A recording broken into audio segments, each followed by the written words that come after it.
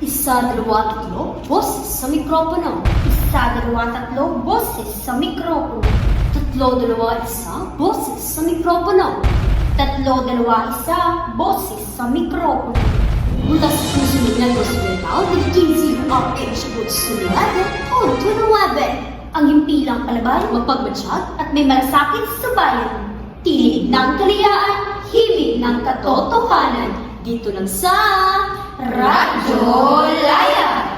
Maghahatid ng serbisyo at balitang totoo. Kasama mo, kasangka mo, puro katotohanan. Kaligayaang radyo, serbisyong totoo.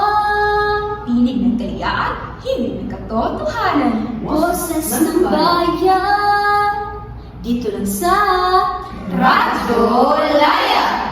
Balitang Radyo Laya. Sa loob ng 18 oras, maghahatid ng balitang sisig, sulit na sulit sa DZRH. Utsunuwaga, Puntunuwaga, Radyo Laya. Ako po si Lizalda Amas. At ako naman po si Kelly Antoinette Caruso, ang inyong kasama at kasangga maghahatid ng mga balita. Oras sa buong Pilipinas, 30 minuto makalipas ang alas 2 ng hapon. Miyerkules, ika-16 ng Abril, 2025. Narito ang ulo ng mga nagbabagang balita. Pagtigil sa Medical City Project sa Dumaguete at nalinsali Congressman Zulabarria. Isyo inuugnay ngayon sa politika matapos ang biglaang pagkalas ng mga sapi ng konsen. Department of Agriculture nakatutok sa epekto ng pagputok ng bulkang Kalaon sa sektor ng agrikultura. Pagbabalik ng College of Law sa Norso, hatid ay bagong pag-asa sa mga nais maging abogado. Mag-asawa na taga-bais nawawala matapos ang malakas na lindo sa Myanmar. Norso Blue Dolphins sa barkada sa Squad 7 Regional East, 2025. Maghahanda para sa Squad Nationals, puspusa na! DOH naglabas ng babala tungkol sa muling pagputok ng bulkang Kanlaon. Free extra at HIV testing para sa lahat ng estudyante, guro at kawani ng Norso. Magandang araw, Negros Oriental, maayong hapon pagbayat sa Dumaguete. Narito ang isa sa mga pangunahing balitang pangpolitika ngayon. Itinigil ang konstruksyon ng Medical City sa Barangay Piapig, Dumaguete matapos umunong lumabag sa land use plan ng Luzon. Ayon sa City Engineer's Office, 3 palapag lang ang pinapayagan sa nasabing institutional zone. Giniit ni Mayor Felipe Remolyo ipinasa ang batas noong 2014 sa ilalim ng dating Congressman Chiquitig Garbarria na ngayon tumatakbong alkalde. Mariin naman itong tinutulan ni Garbarria at sinabing may political na motibo ang pagpapatigil. Binanggit din niya na may ibang gusali na higit sa 3 palapag ang piniyagan sa parehong lugar. Nagpahayag ng pagkabahala ang residente at health sector sa pagkaantala ng proyekto na sana'y makakatulong sa serbisyong medikal ng Luzon. Habang papalapit ang halalan sa Dumaguete, patuloy na lumulutang ang mga isyong may bahid ng politika. Isa lamang ito sa mga usaping patuloy nating babantayan dito sa Radyo Laya. Nagbabago pa rin ang mga balita sa pagbabalik ng Radyo Laya. Hello, Ate Jolly. Oh, may lagnat ka raw. Opo, sakit na ng ulo ko. Kaya lang, di na tumatalab yung gamot ko. Magandang kita ng Bayo Jessie. Magaling sa sakit ng ulo at lagnat at iwas pa sa posibleng side effects. Ah, thanks po. Yan ang Bayo Jessie. Precious po bakal po. Ingat! Pagbibili ng gamot, dapat subok, dapat trusted, dapat dekalidad. Unilag yan, Unilag yan, Unilag yan. Mahalagang malala ang Bayo Jessie ay para lamang sa panahaliang lunas ng lahat sa sakit ng ulo. Sundin ang tamang doses kung patuloy ang sintomas ng insulta sa doktor. DZRH, Utsunuwaga, Puntunuwaga. At nagbabalik po ang Radyo Laya. Department of Agriculture nakatutok sa epekto ng pagputok ng bulkan Kanlaon sa sektor ng agrikultura.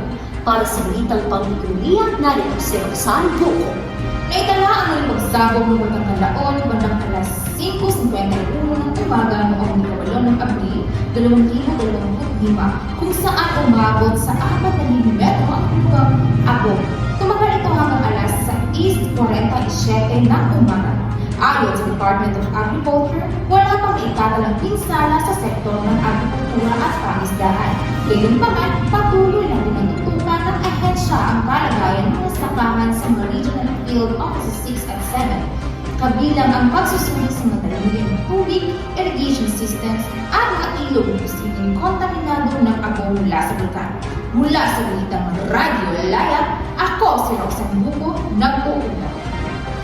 Salamat, Roxanne. Sa larangan ng edukasyon, ang pagbabalik ng College of Law sa Norso ay nagdala ng bagong pag-asa para sa mga nais mag-abogado. Para sa karagdagang detalye, narito si Jerry Ricardo. Ang Norso College of Law ay magbubukas muli para sa mga nais maging abogado sa susunod na akademikong taon. Sa kasalukuyan, tumatanggap pa rin na aplikasyon ng kolehiyo sa pamamagitan ng Google Form at kailangan dumaan ang mga aplikante sa paunang interview at take-home examinasyon. Inaasahan na magsisimula ang aktwal na enrollment sa darating na Agosto. Ang College of Law ay mayroong bagong library, 4 na lecture rooms at isang moot court na magbibigay suporta sa mga estudyante sa kanilang legal na pag-aaral. Ito si Jeremy Carlo para sa Balitang Radyo Laya. Patuloy pa rin ang balitaan sa pagbabalik ng Radyo Laya. Pambaon ni Bunso sa school? O baka naman pang malakas na crush? O kaya naman, movie night with barkada? I-cheese ring time mo na yan! Bite-size ring na overload ng cheese flavor. Cheese ring! Masarap ang baon o pang barkada. Magbili sa lahat ng suki-bigay at grocery stores nationwide. Cheese ring! Cheese sa sarap! Cheese sa trip! Wala pa rin tatalo sa ulit! Oras, 45 ng minuto makalipas ang alas 2 ng hapon. Ang programang ito ay hatid sa inyo ng Downy. Ang Downy may bonus 30% more na. Kahit sa pawis sa ibabad, kahit buong araw ng mulat, bida ka sa bonus bango ng Downy. DZRH, Suwebe, Todunuwebe. Para sa balitang panlipunan, nawawala ang mag-asawang nagabais matapos ang malakas na nito sa Benar noong Marso 28, 2025. Kinikilala ang mga mag-asawang nawawala na sina Axel Jess Adamit, 34 at Alexis Gale, 25, na parehong guro sa Mandalay International School of Accounting. Ayon sa pamilya, nakatira sila sa ikasyam na palapag ng Building Sky Villa na gumuho matapos ang aftershocks. Natagpuan ang nilang gamit ni Axel, ngunit hindi pa rin sila natatagpuan. May balitang nasa ospital sila pero hindi ito kumpirmado dahil sa hirap ng komunikasyon doon. Nagpadala ng 71 miyembro ang Philippine Humanitarian Team sa Manila. Habang nagkipag-ugnayan na si Ba'i City Mayor Luigi Marsagonia sa Office of Civil Defense para tumulong sa passport processing ng pamilya, ngunit preyuhang delikado ang sitwasyon doon. Patuloy ang pagtulong ng Filipino community sa paghahanap at panalangin ng kanilang pamilya at mga kaibigan para sa kanilang kaligtasan. Norso Blue Dolphins umarangkada sa SQUA 7 Regional Games noong 2025. Paghahanda para sa SQUA Nationals puspusan na. Para sa balitang pampalakasan, narito si May Valerie Baguo. Ipinamana sa mga atletang Norso Blue Dolphins na ganang husay at talento sa SQUA 7 Regional Games 2025 mula Enero 26 hanggang 31 na ginanap sa Cebu Normal University Main Campus. Nakamit nila ang 212 medalya, kabilang ang 6 na nito, 88 bilang at 64 na tanso na nagbigay sa kanilang itatlong pwesto. Ipinakita ng bawat nasyon ang dedikasyon at talento na nagpapunay ng kanilang kahusayan hindi lang sa akademiko, kundi pati na rin sa sports.